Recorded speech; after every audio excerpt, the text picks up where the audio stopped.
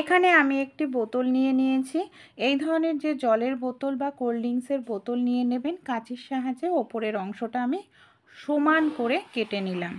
আর অবশ্যই নিচের দিকটা এইভাবে সমান করেই কিন্তু কেটে নিতে হবে।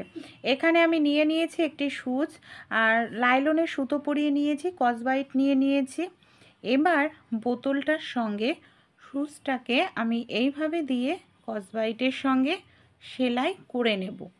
এখানে আপনারা ব্লু গান আঠার সঙ্গেও আটকে নিতে পারেন, তাহলে বেশি দিন সেটা কিন্তু টেকসই হবে না। সেলাই করে নিলেই অনেক দিন টেকসই হবে, এমনকি অনেক দিন কাজে লাগাতে পারবেন। রেডি হয়ে গেল। কী কাজে ব্যবহার করব চলুন দেখে নিই। এখানে আমি কিছুটা পরিমাণ লিকুইড ডিশওয়াশ নিয়ে নিয়েছি। ঢাকনাটা বন্ধ করে দিলাম।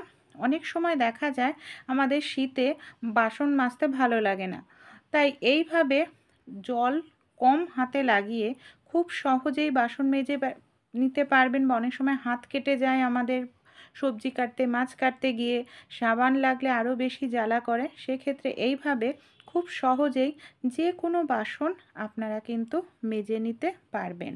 ভালো লাগলে আইডিয়াটি অবশ্যই আপনারাও ট্রাই